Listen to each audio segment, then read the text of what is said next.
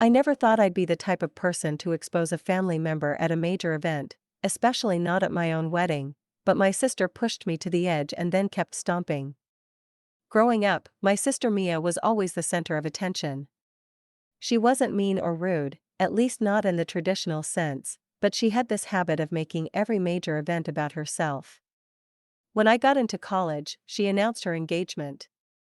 When I graduated, she accidentally let it slip that she was pregnant. When I got a promotion, she had a huge meltdown in front of our family over something minor, pulling focus away from my celebration. I always chalked it up to bad timing or just coincidence, but deep down I knew she couldn't stand anyone else being in the spotlight. So when my now husband Daniel proposed, I kept things quiet at first. But when we finally announced our engagement to the family, Mia didn't even let me finish before announcing that she was expecting her second child. My parents were thrilled. She already had a toddler and had become their golden child. Still, I was happy. I figured we could both have our moments, right? Wrong.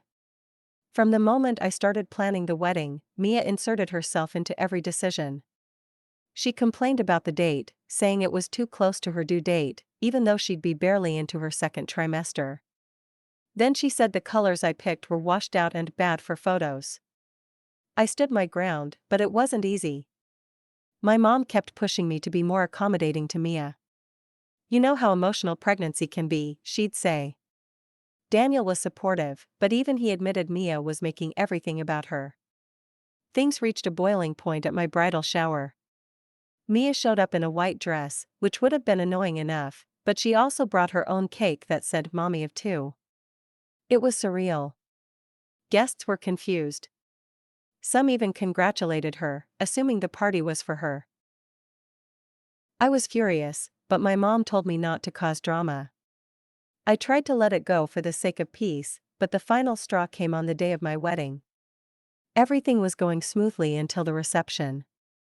Mia showed up late, wearing a long flowy gown that could have passed as a wedding dress. But more than that, she came in carrying a big gift bag and dragging my mom and a few cousins behind her. Before I knew it, she was standing near the head table announcing, "Since everyone's already here, I figured now's a good time to do something special."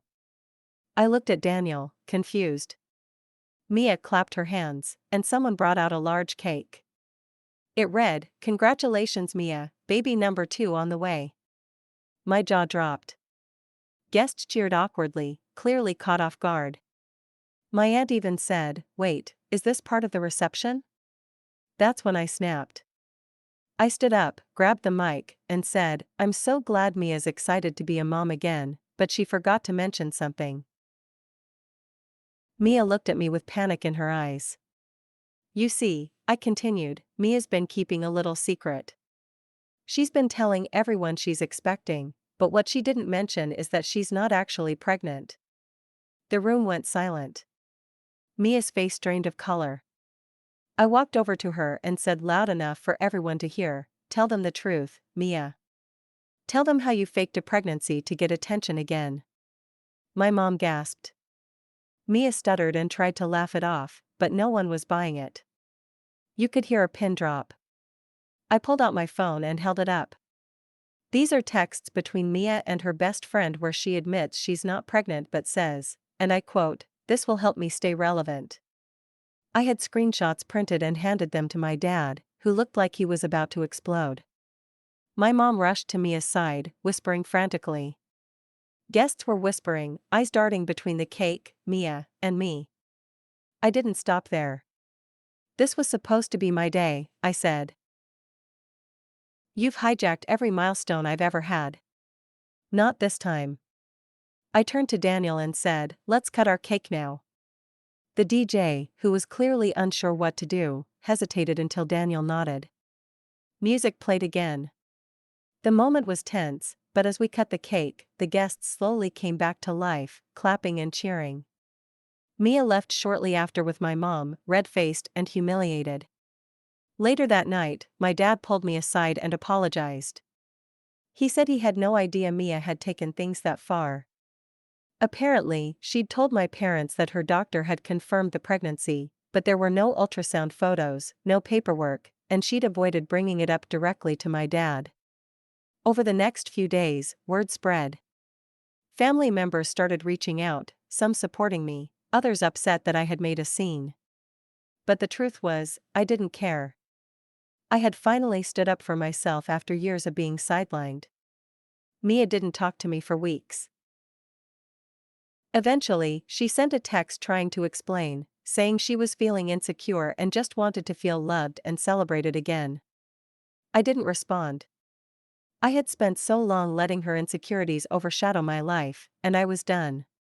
What shocked me most was how many people told me they had suspected something was off about her announcement. One cousin said, "I noticed she kept changing her due date." Another friend said Mia told her she was using an at-home test but hadn't seen a doctor yet. It was all just a carefully planned lie to make sure the spotlight stayed on her. Even Daniel, who is usually the calm and forgiving type, told me she needed to be exposed. It wasn't just your day she tried to ruin, it was your self-worth she's been chipping away at for years. We ended up having a beautiful night. Once the drama passed, guests danced, laughed, and celebrated with us. People even came up and said, "This is one wedding we'll never forget." And while that wasn't exactly the kind of memory I had hoped for, I can't deny that it felt good to reclaim my moment. Since then, I've kept my distance from Mia. She's tried to mend things slowly, but I've set clear boundaries. If she wants to be in my life, she has to respect my space and stop treating everything like a competition. It took years of silence, passive-aggressive behavior, and emotional manipulation, but I finally learned the power of saying enough. Some people might think I was petty or harsh, but if you've ever had someone constantly overshadow your accomplishments, you know how exhausting it is.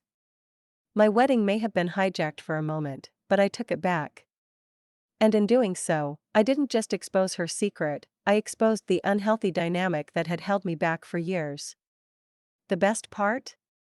I finally got to dance the night away, not just as a bride, but as someone who took her life back in the most unforgettable way possible.